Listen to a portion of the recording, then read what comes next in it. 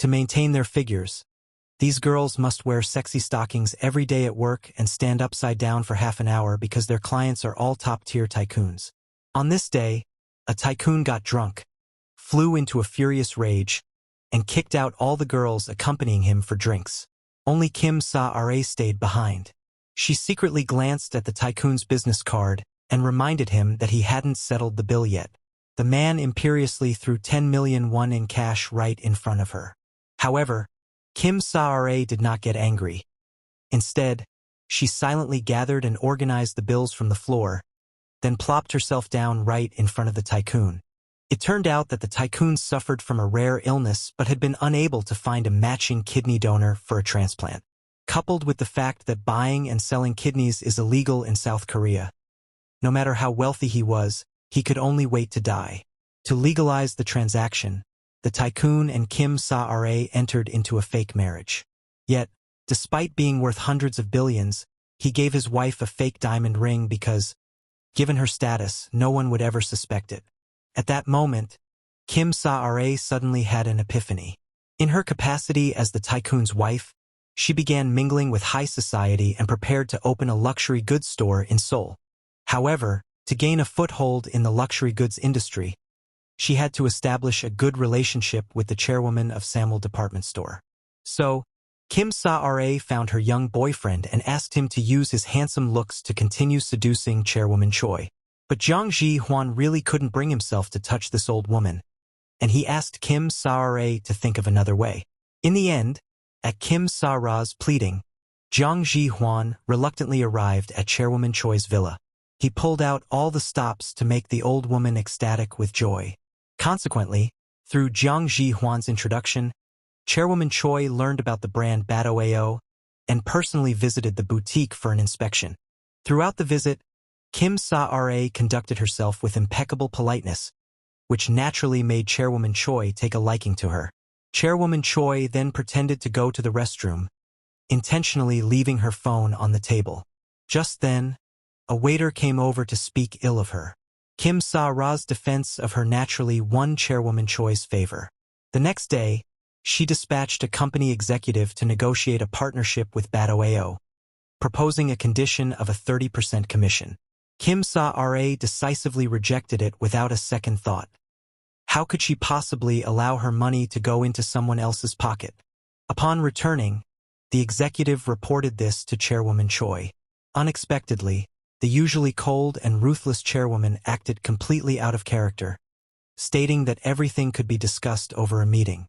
On this day, chairwoman Choi went to a bar alone for some recreation, where she happened to run into Kim Sa-ra. Since they had met before, they sat down to chat.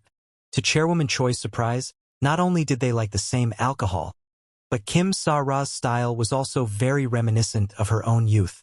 This made chairwoman Choi like her even more. Consequently, she voluntarily lowered the commission to 5%, spent a massive sum to renovate the store for her, and sincerely invited her to join Samul department store. By this point, half of Kim Sa-ra's plan was complete. But to create a brand, one must have a designer. Right at this moment, Kim Sa-ra met a genius woman named Kim Mi-kyung, who possessed an extraordinary talent for crafting luxury goods. So, Kim Sa-ra rented a small workshop and had her replicate a designer bag one-to-one. Although Kim Sa-ra was mentally prepared, she was still stunned the moment she saw the finished product.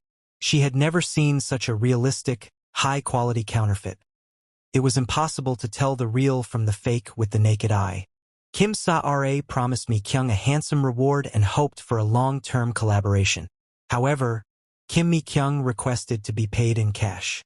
It turned out that Kim Mi-kyung was an undocumented person, unable to open a bank account due to her lack of legal identity. But Kim Sa-ra did not look down on her because she, too, had once been at the bottom of society.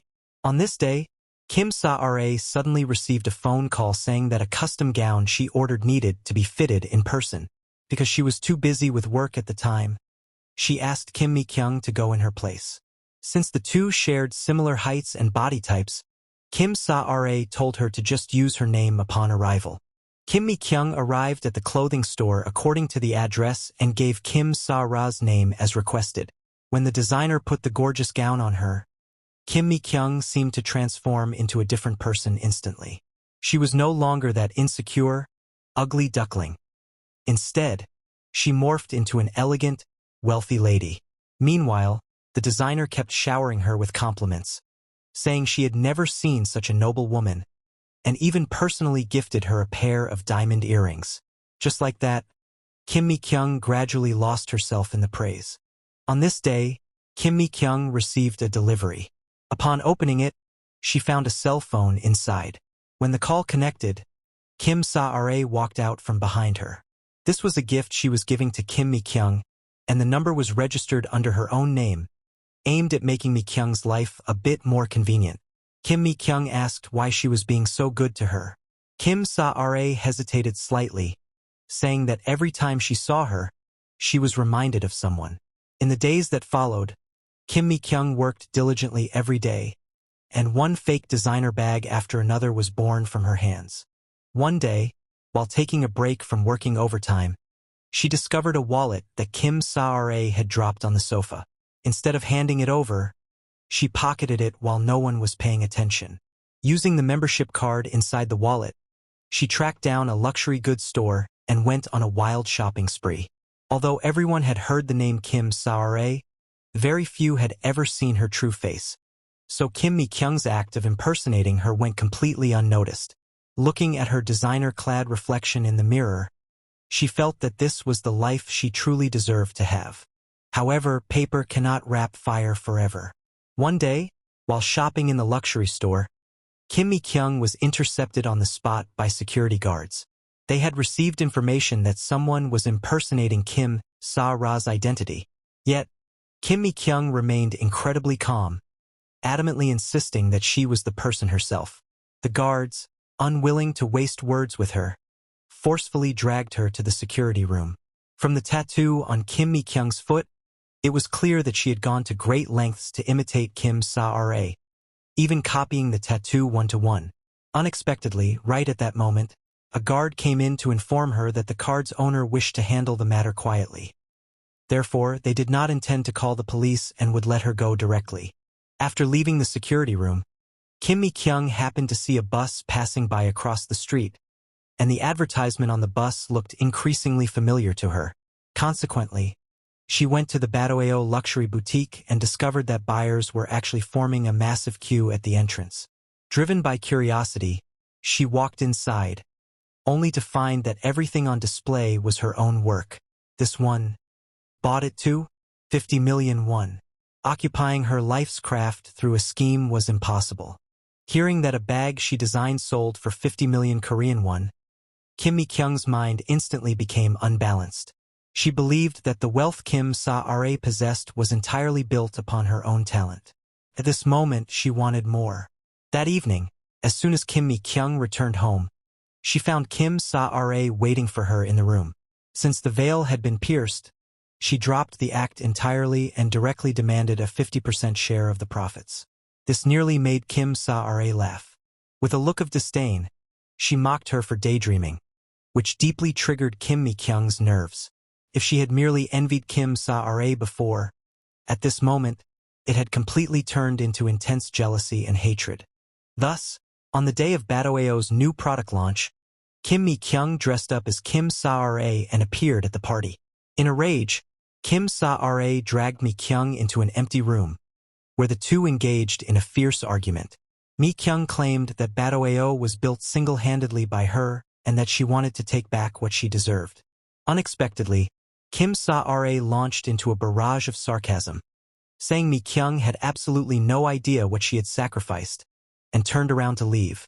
Out of nowhere, Kim Mi-kyung pulled out a dagger, intending to fight Kim Sa-ra to the bitter end.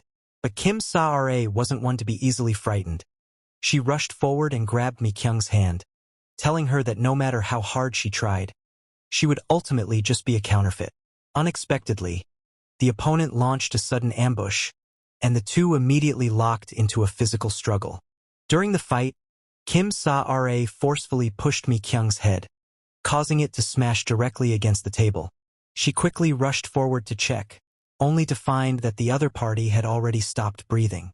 Seeing her hands covered in fresh blood, Kim Sa-ra was instantly paralyzed with fear. Distraught and panicked, she ran outside to seek help, only to accidentally run into her ex-husband, Hong Song-sin. The man casually called out her name. Afterward, Kim Sa-ra returned to the room. She picked up a bronze cup from the table and smashed it violently against Kim Mi-kyung's head until the face became a bloody blur. Once everything was done, then loaded it into a truck along with Batoeo's merchandise. Subsequently, these items were delivered to Samwell department store. At dusk, taking advantage of the absence of people, upon receiving the report, the police immediately rushed to the scene. Because half of the corpse's face was severely destroyed, it was impossible to identify the deceased. However, a bag was found not far from the body. Since these designer bags have serial numbers, the police quickly locked their targets on Kim Sa-ra and tracked down her ex-husband, Hong Song-sin. Only then did they learn from him that Kim Sa-ra had previously donated a precious kidney to him. The next day, the police arrived at the small workshop, only to find it already deserted. All the workers had been deported back to their home countries due to a tip-off. Just as the investigation hit a standstill, Officer Lee encountered a man working by the roadside. He had thick calluses on his hands. The man explained that he was a tailor at a clothing factory, and these were marks left by using scissors over many years.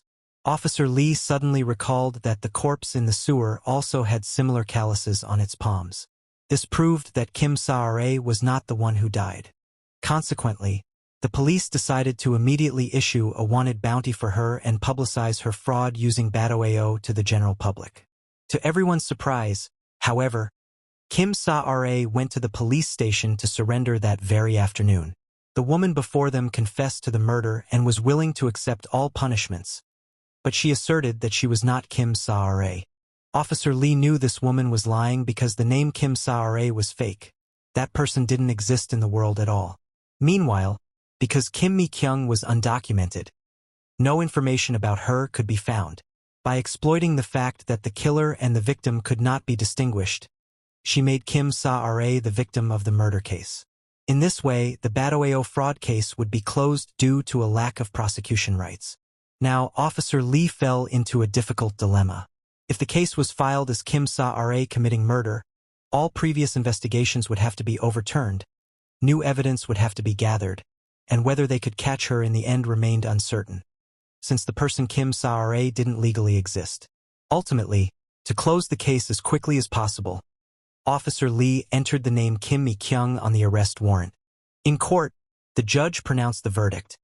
The defendant, Kim Mi-kyung, was sentenced to 10 years in prison for intentional homicide. With this, the dust settled on the case. To commend Officer Lee for her meritorious service in solving the case, her superiors decided to give her a promotion and a raise, elevating her to the chief of the Seoul Police Department. From then on, her career path was smooth sailing. Years later, Officer Lee visited the woman in prison, telling her that the unidentified female corpse found in the sewer was ultimately cremated under the identity of Kim Sa-ra, while the Batoeo brand was completely unaffected and remained the most popular luxury brand at present. Upon hearing this, a satisfied smile appeared on the woman's face. She had successfully protected Batoeo just as she had wished. Finally, Officer Lee asked the woman a question.